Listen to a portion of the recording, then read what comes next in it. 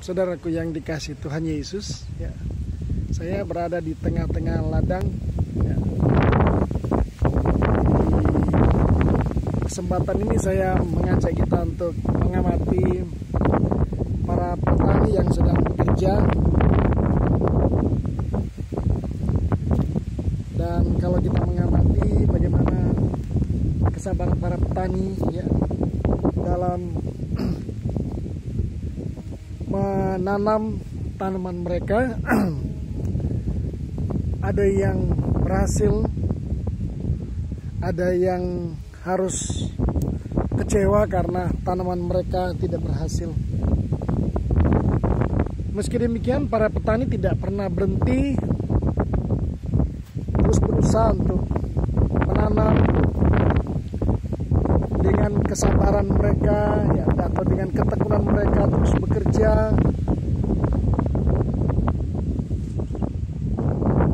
Baik dalam cuaca yang hujan atau cuaca panas, ya. Tapi keteladanan mereka dalam hal ketekunan, ya, kesabaran mereka itu patut kita contohi, ya. Meskipun kadang-kadang mereka tidak mendapatkan hasil, ya, tapi mereka terus bekerja dan terus bekerja, ya. Dan itulah yang patut kita teladani bagi para petani. Makanya dalam surat 2 Timotius pasal 2 ayat 6 itu berkata, ya, kita perlu belajar kepada para petani, ya. Meskipun kadang-kadang tidak ada hasil atau gagal panen, tetapi mereka terus bekerja dan dengan kesabaran mereka menanam. Dan itulah sebabnya pada kesempatan ini saya ingin mengajak kita untuk melihat pada firman Tuhan yang saya ambil dalam surat Yakobus pasal pertama ayat yang kedua. Saya baca, ya. Saudara-saudaraku, anggaplah sebagai suatu kebahagiaan, ya, apabila kamu jatuh ke dalam berbagai-bagai pencobaan, ya. Sebab kamu tahu bahwa ujian terhadap imanmu itu menghasilkan ketekunan. Dan biarkanlah ketekunan itu memperoleh buah yang matang, supaya kamu menjadi sempurna dan utuh dan tak kekurangan satu apapun. Tetapi apabila di antara kamu ada yang kekurangan hikmat, hendaklah ia memintakannya kepada Allah, yang memberikan kepada semua orang dengan murah hati dan dengan tidak membangkit-bangkitkan, maka hal itu akan diberikannya kepadamu. Hendaklah ia memintanya dalam iman dan sama sekali jangan bimbang. Sebab orang yang bimbang sama dengan gelombang laut yang diombang-ambingkan kian ke sana, kian kemari oleh angin. Dan orang yang demikian janganlah mengira bahwa ia akan menerima sesuatu dari Tuhan, ya. Sebab orang yang mendua hati tidak akan tenang dalam hidupnya. Nah, saudaraku yang dikasihi Tuhan, ya, mengawali ayat yang kedua ini, Yakobus itu mengatakan kepada saya dan saudara, ya, saudara-saudara, anggaplah sebagai suatu kebahagiaan apabila kamu jatuh dalam berbagai-bagai pencobaan. Kata anggaplah itu kalau saya cari dalam kamus bahasa Indonesia itu memang kata ini agak sulit, ya. Tapi biasanya kata ini diidentikan dengan kata, ya, seolah-olah, misalnya, ya, anggaplah di rumah saya. Jadi walaupun kita bukan punya rumah itu, tapi ketika kita bertamu, tuan rumah akan berkata, anggaplah rumah sendiri. Jadi kita coba berlaku di rumah orang itu seperti di rumah kita sendiri. Jadi kata anggaplah di situ sebenarnya punya pengertian, ya, seolah-olah ini rumahku, ya. Jadi dalam hal ini kalau Alkitab berkata anggaplah sebagai suatu kebahagiaan, jadi kita perlu berbahagia, ya, seolah-olah dalam menghadapi satu cobaan kita berusaha seolah-olah untuk berbahagia, ya. Ya. Berbahagia di tengah-tengah pencobaan, ya. Kenapa, ya? Yakobus berkata kita harus berusaha berbahagia, ya. Ada beberapa hal yang perlu saya sampaikan di sini. Yang pertama, kita perlu menganggap suatu kebahagiaan kalau kita itu jatuh dalam pencobaan, ya. Pencobaan itu bukan dari Tuhan, ya. Ya, Alkitab berkata, kalau pencobaan itu bukan dari Tuhan. Jangan kamu berkata kalau kamu dicoba itu, wah, ini pencobaan dari Tuhan. Tuhan nggak pernah mencobai. Alkitab berkata Tuhan tidak pernah mencobai dan tidak dapat dicobai. Makanya jangan pernah berkata kalau Tuhan itu mencobai saya dan saudara, ya. Jadi setiap keadaan yang kita hadapi, kalau itu dalam wujud pencobaan, jangan mengatakan itu cobaan itu datang dari Tuhan. Ya. Nah, saat ini kita akan melihat mengenai pengertian anggaplah sebagai satu kebahagiaan. Ya. Mengapa kita perlu berbahagia kalau kita itu berada dalam pencobaan? Ya, memang orang kalau dalam keadaan pencobaan itu tidak mungkin dia berbahagia. Ya. Ya, dia tidak mungkin berbahagia, pasti menderita dan dia pasti akan menangis atau bersusah hati. Ya. Tetapi Alkitab mengajar kita sebagai anak Tuhan, mari kita perlu berbahagia. Ya. Yang pertama, ya, karena ternyata Alkitab berkata dalam ayatnya yang ketiga, sebab kamu tahu bahwa ujian terhadap imanmu itu menghasilkan ketekunan. Ya. Jadi yang pertama kita perlu menganggap satu kebahagiaan kalau kita itu berada dalam pencobaan. Dasarnya yang pertama adalah karena saat kita dicoba itu kita sedang dibentuk kesabaran kita. Jadi cobaan itu sedang membentuk kesabaran kita. Ya. Alkitab memakai kata ketekunan. Ya. Jadi kalau saya baca dalam terjemahan firman Allah yang hidup, ya, dia berkata, ya, saudara sekalian yang saya kasih, apakah kehidupan saudara sedang dilanda berbagai kesulitan dan cobaan? Kalau demikian bergembira, ya. Karena jika jalan kehidupan itu sulit, kesabaran saudara memperoleh kesempatan untuk tumbuh. Jadi kalau kita pahami, kalau cobaan itu ternyata membentuk kesabaran kita itu bertumbuh, ya. Jadi kapan orang punya kesabaran itu bisa bertumbuh? Ya. Pada saat orang itu mengalami pencobaan. Ya. Jadi pencobaan itu ternyata itu memproses atau membentuk kesabaran kita. Ya. Dan di dalam cobaan itu kesabaran kita akhirnya bertumbuh. Ya. Jadi kata sabar itu akan muncul di saat kita sedang mengalami kesusahan, di saat kita sedang mengalami penderitaan. Ya. Jadi kata sabar itu tidak mungkin muncul ketika kita sedang mengalami sukacita, ya. Tidak mungkin, ya. Tapi justru kata sabar itu akan muncul ketika kita sedang mengalami penderitaan atau cobaan. Ya. Itulah sebabnya kita perlu berbahagia, ya. Kalau Yakobus mengatakan dalam firman Allah yang hidup, bergembiralah, ya. Bergembiralah kalau kita sedang mengalami cobaan, ya. Karena ternyata cobaan itu sedang memproses atau membentuk kesabaran saya dan saudara. Ya. Jadi berbicara tentang kata sabar itu memang sulit untuk dipraktekkan. Tapi jika kita bertahan di tengah-tengah cobaan, ya, di situ akhirnya kesabaran kita akan terbentuk. Ya. Jadi kesabaran saya dan saudara akan terbentuk pada saat kita itu berusaha sabar dan tekun menjalani proses pembentukan Tuhan. Ya. Yang kedua, kenapa kita perlu bergembira atau berbahagia di saat kita mengalami cobaan? Alkitab berkata dalam ayat selanjutnya, kalau saya dan saudara perhatikan di sini, sebab itu biarkanlah kesabaran saudara tumbuh dan janganlah melarikan diri dari persoalan yang saudara hadapi, karena apabila kesabaran saudara telah berkembang sepenuhnya, maka saudara akan sanggup menghadapi segala sesuatu. Saudara akan berwatak kuat tanpa celah atau kekurangan sesuatu apapun. Nah, itu dalam firman Allah yang hidup. Tapi dalam terjemahan yang lain yang saya baca, ya, dan biarkanlah ketekunan itu memperoleh buah yang matang, supaya kamu menjadi sempurna, ya, dan utuh dan tak kekurangan suatu apapun. Ya. Yang kedua, kenapa kita perlu merasa berbahagia? Ya. Anggaplah saudara mengalami kebahagiaan ketika saudara itu sedang mengalami cobaan. Ya. Jawaban yang kedua, karena ternyata selain cobaan itu sedang memproses atau membentuk kesabaran kita. Yang kedua itu kesabaran itu sedang menyempurnakan, ya, iman kita. Jadi kesabaran itu sedang menyempurnakan iman saya dan saudara. Ya. Jadi kapan iman kita disempurnakan? Pada saat kita mengalami cobaan hidup. Ya.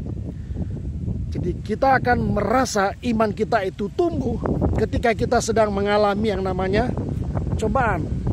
Makanya Rasul Yakobus berkata kita perlu berbahagia, ya.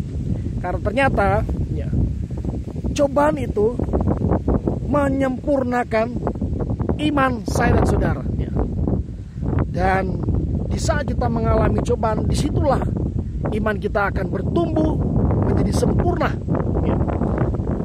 Dan kalau kita mengamati orang berkata, saya punya iman. Nah, iman itu ternyata bukan hanya sekedar di mulut atau di ucapan, tapi ketika kita mengalami satu tekanan, satu cobaan, satu pergumulan hidup, di situ iman kita menjadi sempurna. Ya. Jadi pada saat kita mengalami penderitaan, mengalami cobaan, nah itulah cara Tuhan membentuk dan menyempurnakan iman kita. Pada saat kita sedang mengalami kesusahan hidup, ya. Yang terakhir, saudara, kenapa kita perlu menganggap sebagai kebahagiaan pada waktu kita berada dalam cobaan hidup? Ya. Jawaban yang ketiga, ada hikmat di balik cobaan, saudara. Jadi sekali lagi, ada hikmat di balik cobaan. Saudara perhatikan, ya. Yakobus mengatakan dalam ayat yang ke-6, hendaklah ia memintanya. Ya. Maaf, ayat yang ke-5, tetapi apabila di antara kamu ada yang kekurangan hikmat, hendaklah ia memintakannya kepada Allah yang memberikan kepada semua orang dengan murah hati dan dengan tidak membangkit-bangkitkan, maka hal itu akan diberikannya kepadanya. Ya. Jadi ada hikmat di balik cobaan, saudara. Ya. Jadi setiap cobaan yang saya dan saudara hadapi itu bukan pukulan yang tidak berarti, ya. Tapi setiap cobaan yang kita hadapi, ya, itu pasti ada hikmatnya. Ya. Misalnya saudara, ketika saudara itu sakit, ya, saudara sakit, hikmatnya apa? Pada saat kita sakit, kita itu akan menyadari mungkin saya sakit ini karena gaya hidup saya, ya.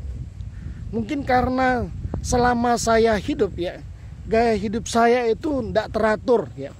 Beberapa waktu yang lalu saya sedang menterapi cucu saya, akupunktur, ya. Dan tiba-tiba ada seorang bapak juga yang datang dalam kondisi stroke. Dia itu akan akupuntur, akan diobati oleh dokter, ya, melalui akupuntur. Sebelum ditangani, kami sedang di ruang tunggu dan bapak itu, saya tanya, Pak, umur berapa? Saya usia 54, Pak. Terus saya bilang, wah, tua saya ya, Pak. Lah, Bapak berapa? Saya 55, Pak. Ya. Kemudian bapak itu cerita, Bapak kok kelihatan masih muda, ya. Saya bilang, puji Tuhan, Pak, ya. Saya ini jadi seperti ini karena gaya hidup saya, Pak, dia bilang. Saya bisa stroke dalam usia yang belum terlalu tua ini karena gaya hidup saya, ya. Saya peminum, Pak, ya. Saya tidak pernah menjaga kesehatan saya. Selama saya sehat, saya kadang lupa daratan, Pak, ya. Dan itulah hikmah yang saya dapat, Pak, di balik sakit yang saya alami. Tapi saya mau menyesali sudah terjadi. Ya, selain saya harus berusaha untuk berubah, ya, dan berobat. Jadi intinya hikmah di balik sakitnya bapak itu karena pola hidupnya, gaya hidupnya yang tidak teratur, ya. Selama dia hidup, dia menikmati dengan seenaknya sendiri tanpa berpikir kalau dia akan mengalami hal yang buruk, ya. Ada banyak hal, ada banyak hikmah yang kita bisa peroleh ketika kita mengalami suatu cobaan, ya.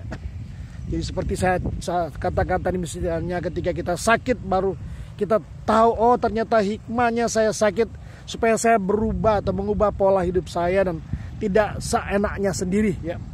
Jadi setiap cobaan yang terjadi dalam hidup kita itu ada hikmat, ya. Mungkin misalnya usaha kita bangkrut, ya. Hikmahnya apa yang kita cari dalam hal ketika kita mengalami kebangkrutan? Mungkin karena selama ini kita boros, ya, nggak pernah tahu disiplin yang namanya mengatur keuangan, atau ada hal-hal lain yang menyebabkan kenapa kita mengalami kebangkrutan, ya. Jadi intinya kalau kita mengalami suatu cobaan itu, ya, pasti ada hikmat di balik semuanya itu, ya. Oleh karena itu ketika kita mengalami cobaan, Yakobus berkata, ya, apabila di antara kamu ada yang kekurangan hikmat, hendaklah ia memintanya kepada Allah. Jadi kita berdoa, minta hikmat, Tuhan, apa hikmat di balik cobaan yang saya alami ini, Tuhan. Jadi orang yang dikatakan oleh Yakobus di sini orang yang bergembira di saat dia sedang mengalami cobaan, ya, intinya karena pasti ada sesuatu yang baik di balik cobaan, ya. Ada sesuatu yang perlu kita lakukan dan sesuatu itu baik, ya. Makanya kalau kita baca dalam Roma pasal 8 ayat 28, dalam Roma pasal 8 ayat 28 berkata apa? Ya. Ya, kita tahu sekarang bahwa Allah turut bekerja untuk mendatangkan kebaikan bagi mereka yang mengasihi Dia. Ya. Jadi ketika kita mengalami satu cobaan, ya, ingat ada sesuatu yang baik di balik semuanya itu, dan minta hikmat Tuhan apa yang baik yang ada di balik cobaan yang kita hadapi. Ya. Sehingga kita akan merasa berbahagia, ya, dan tidak terombang-ambingkan oleh cobaan yang kita hadapi. Karena banyak orang akhirnya jadi terombang-ambingkan dengan keadaan cobaan yang dia hadapi. Hidupnya jadi tidak karu-karuan, dia menjadi orang yang reaktif. Orang yang reaktif itu adalah orang yang gampang terpengaruh dengan keadaan. Jadi keadaan itu boleh saja terjadi, tapi kalau orang reaktif itu dia tidak akan terpengaruh dengan keadaan. Tapi dia akan minta hikmat, ya, orang yang proaktif. Jadilah orang proaktif, ya. Ketika kita mengalami cobaan, jadi orang proaktif, ya. Orang yang proaktif ketika mengalami cobaan, dia tidak akan menyalahkan Tuhan, dia tidak akan menyalahkan siapa-siapa, ya. Tapi justru dia akan menyadari diri dan minta hikmat Tuhan, apa sebenarnya yang terjadi dengan kehidupan saya dan apa yang menyebabkan ini semuanya terjadi. Dan tidak perlu harus menyalahkan Tuhan. Oh, ini Tuhan memberikan cobaan sama saya. Oh, ini karena begini dan begitu. Tidak perlu ada yang disalahkan, ya. Tapi yang penting di sini, ya, daripada kita menyalahkan Tuhan, menyalahkan diri kita sendiri, itu akan membuat kita semakin terpuruk. Jadi kata Yakobus pada pasal 1 ini, mari kita menganggap satu kebahagiaan. Kita perlu bergembira. Memang berat, ya, bergembira di saat kita sedang mengalami cobaan. Tapi kalau kita mau melakukan itu, ya, ingat kalau cobaan yang kita alami itu membentuk kesabaran kita. Yang kedua, cobaan yang kita alami itu menyempurnakan iman kita.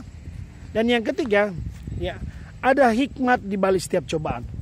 Jadi biarlah firman Tuhan ini memberkati saya dan saudara, dan Tuhan Yesus memberkati kita semua. Shalom.